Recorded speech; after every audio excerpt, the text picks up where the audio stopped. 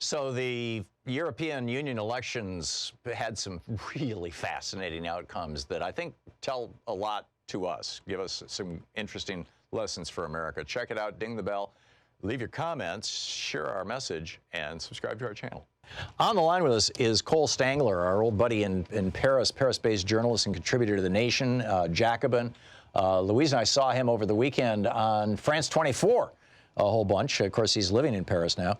Cole Stangler, STANGLER.com is his website. You can also tweet him at Cole Stangler. Cole, welcome back to the program. Thanks so much for having me. It's great having you with us. So the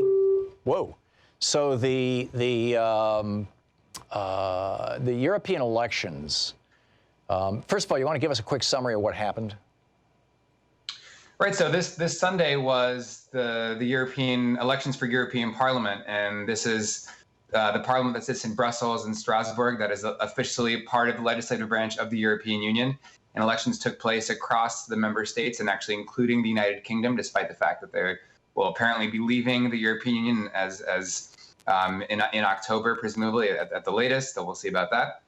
Elections took place across the continent and the UK, and there was a lot of fear that the far right was going to have a very strong result, and the far right did indeed improve upon its result in 2014. But across the board, the Liberals also performed pretty well, and the two main blocs that have dominated European political life, the Social Democrats on the center left and on the center right, the European People's Party, also lost some seats. So people are still trying to make sense of the result. It is a massive election.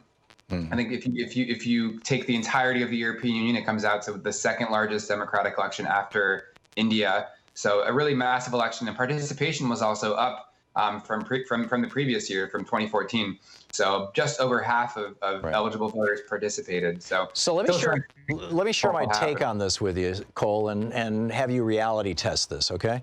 My sense of this, having been around politics since I was a kid, and that was a long time ago, is that when everything's going good, people tend not to pay attention to politics. They're off, doing their job or working or pursuing relationships or meditating or, discovering new restaurants, but they don't pay that much attention to politics.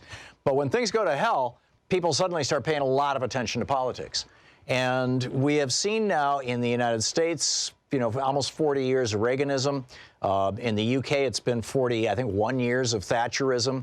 And in the EU, the consequences of the common currency, anyway, have really taken a bite out of some of the poorer countries, Spain, Italy, whatnot. And so the bottom line is that working people, whether it's in the United States or whether it's in Europe, working people have really taken a hit. In fact, there was a report this morning that just came out that in the United States, wages are actually lower than they were 50 years ago, as of today. And it's true in many parts of the EU, particularly the wealthier parts where low wage labor has come in. I mean, this is the thing that stimulated Brexit. And so what happens is that the so-called middle, people don't all that much. If everything's going fine, people don't all that much care if there's a few politicians getting rich on the side, or maybe some of their buddies are getting some sweetheart deals, and hey, that's just the price you pay for everything going well. But when things go to hell, when things are not going well, that's the point at which people say, no, wait a minute, we want to actually do something about this. And the groups that do something that challenges the status quo are not the, quote, center, because the center is almost by definition the status quo. They're the groups on the far right and the far left, in quotes. And so what we're seeing right now with these EU elections, where the far right and far left, particularly the far left, have acquired much more say in the European Parliament, and the center has dropped somewhat, in my opinion, is a good thing. I see this as citizen engagement. I see this as people getting pissed off. I see this as people getting involved, and that it, in all probability, is going to lead to some kind of consequential and hopefully positive change. I mean, we saw the same thing in the 1930s, only the left wasn't particularly strong at that time, and so instead we had the rise of the right, which was the fascism in Italy, Spain, and Germany. So what do you think about that take? I think you're certainly right to some extent, where people don't tend to pay attention to European elections. The Parliament doesn't have that much power. In the grand scheme of things, the European Commission has to propose legislation. Parliament can only up down or down vote it. They don't get to propose their own legislation. So, and sure enough, we did see participation go up a little bit for 2019. So I agree with you there. On the other hand, the left-wing groups, the far left, some of the more social democratic left groups didn't perform that well. It depends on the country. In Spain, the socialists have performed decently. Podemos as well, which is a little bit further to the left, did perform okay, but certainly down by compared to a few years ago. So across the board, the left really sort of struggled in this latest round of elections, and unfortunately, the momentum for the kind of anti-establishment sort of politics that you're talking about, challenging Brussels, some of which should be challenged for some very good reasons. That momentum tends to be situated on the right, and not just the right, but really on the far right. And so we see major countries, founding countries of the European Union. When you think about France, Germany, and Italy, the three big pillars of the European Union, two of those three countries had parties of the far right, or at least coming from the far right initially, leading the elections. In France, it's obviously the National Rally, formerly the National Front, led by Marine Le Pen. In Italy, you have the Lega Party, led by Matteo Salvini, the Interior Minister, who's acting as a sort of shadow prime minister in the coalition government in Italy. Not to mention what's going on in the United Kingdom, where you have Brexit dominating the conversation, and the party that came in first in the United Kingdom is the Brexit Party. Now, granted, the UK obviously will be slated to leave the European Union by October. Nevertheless, you look at the big picture, and it's kind of frightening when you think about Brexit Party leading the UK, the National Rally leading in France, and the Lega Party leading in Italy. This is the state of the European Union, the supposed beacon of stability and democracy for the West. So things are certainly not going well, and I think some liberals looking at the results of Sunday have tried to, and they've looked at what's happened, and it's true. You can say the far right perhaps didn't perform as well as it could have. In Germany, for instance, the Alternative for Germany party got just a little bit over 10% of the vote. It could have been more than that. Liberals are saying, oh, look at the results here. Things could have been a lot worse. Yeah, the Greens became the new kingmakers, didn't they? Exactly, or at least that's the way it's being portrayed on. That's what I saw on France 24 this weekend. Exactly. I was just about to mention the Greens, and it is true that the Green Party did do well in a number of states, but if you look at the gains that the Green Party made, the Greens basically picked up, if I'm not mistaken, 20 seats, about 19 seats that the Greens have picked up, at least at the last time I saw the formula being applied. That's 19 seats. Now, 10 of those seats are coming from the United Kingdom already, which is supposedly leaving the UK. The other seats, a lot of them are coming from France and Germany. And I think it's very difficult to analyze European politics on a broad scale because each country has its own history, its own political traditions.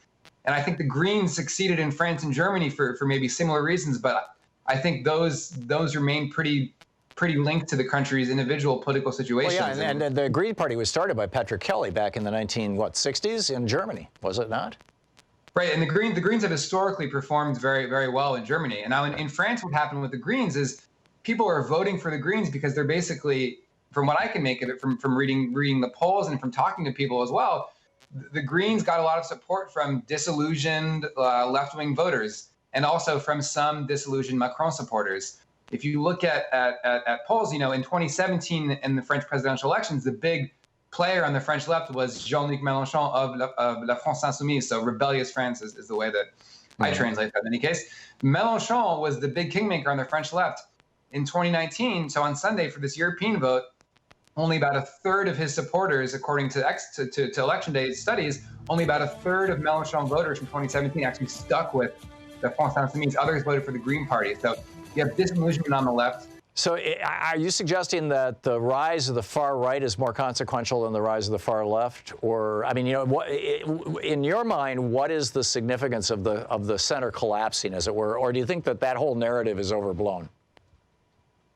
Well, I think it depends on how you classify the Greens. I think if you look at it, and the Greens can be kind of a tricky animal to understand. It depends on the country, but overall, if you look at how the Greens historically have approached the European Union,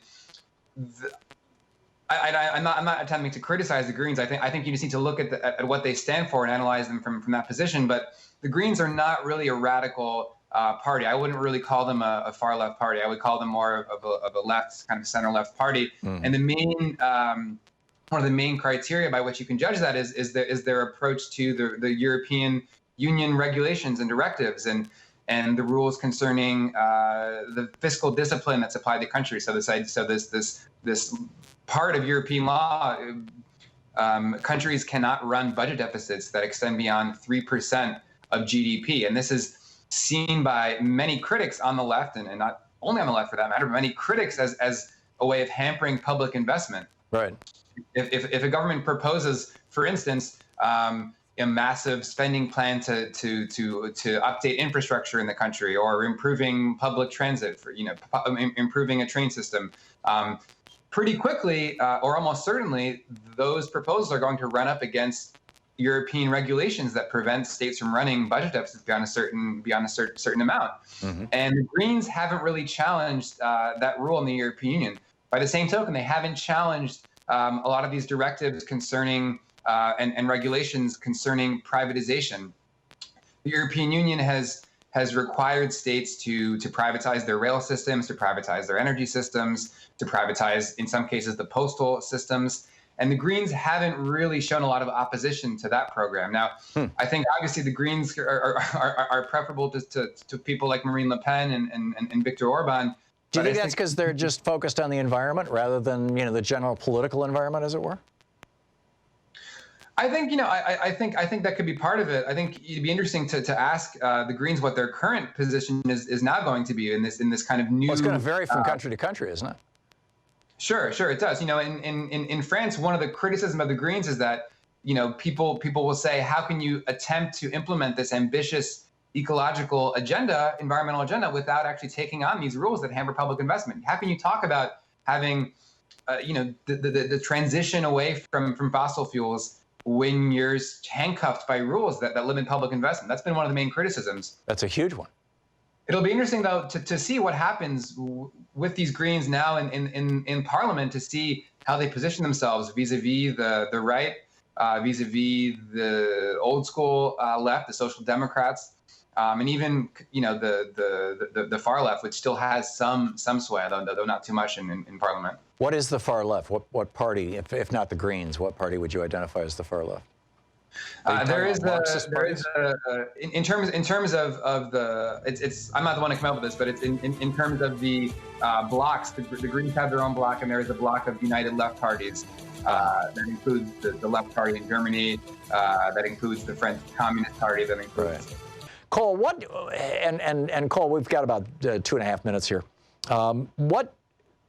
What is your main takeaway from the elections that were held, the EU elections that were held on Sunday? Do you see? I mean, we were talking about the quote far left, how the Greens, are not pushing back against EU rules that you can't have your debt greater than 3% of GDP, which is going to inhibit a lot of countries from building out smart grids and massive solar and infrastructure projects and things like that.